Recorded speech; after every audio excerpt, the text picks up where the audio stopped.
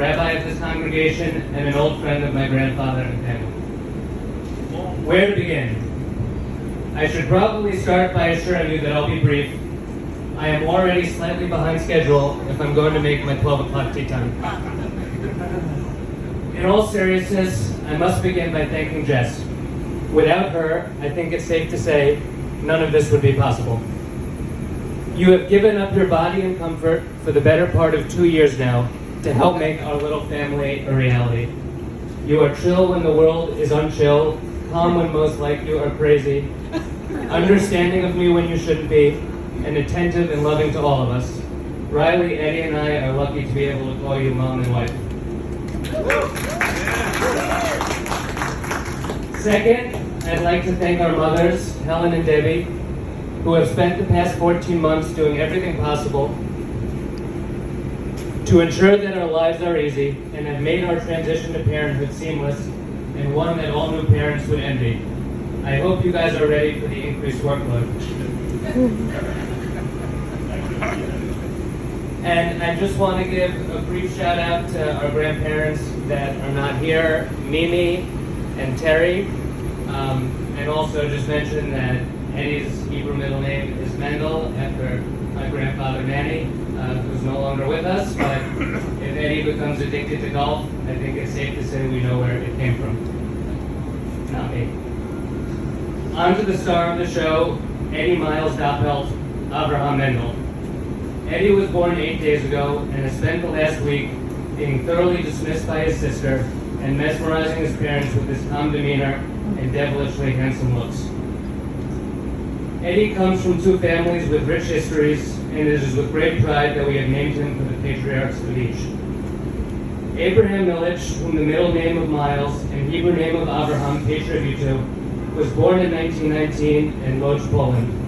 While in the ghetto during the Holocaust, Abraham stole a piece of bread to feed his siblings. When the guards found out, he was forced to leave his family behind and was able to successfully escape to Russia. Abraham's entire family, his 3 siblings and his parents, did not survive the war. After returning to Poland following the war and discovering that there was little left for him there, he made his way to a DP camp in Germany, where he met his wife Manya, a survivor at Auschwitz. After having just his uncle Lee, they emigrated to the United States in 1949, before having just his mom Helen in 1952. Once in America, Abraham worked in local New Jersey factories and saved ferociously in an effort to provide his children with a quality Jewish education at Yavna. Years of hard work and saving enabled him to begin accumulating rental properties and allowed him ultimately to achieve a level of success unimaginable given his origins. Abraham passed away in 1994 and left behind a family that continues to value Jewish education, temple life, and hard work.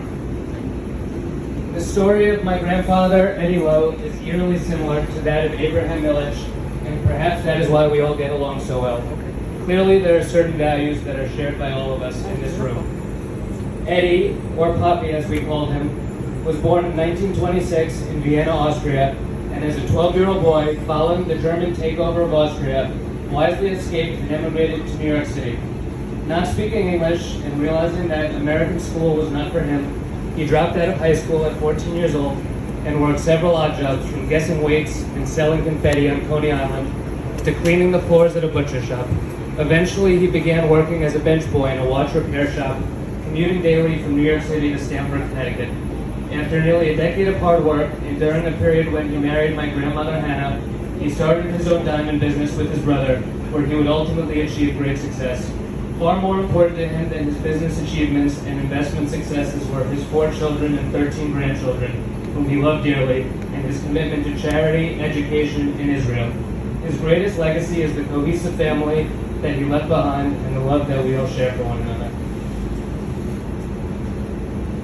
On a personal level, I cannot begin to describe the pride and joy I'm filled with, knowing that just over 7 years ago, I spent my grandpa's final night with him in the hospital and delivered a eulogy for him in this building days later.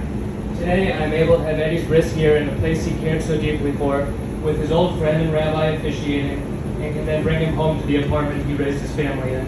For me, this is as special as it gets. Eddie, you will feel better, I promise.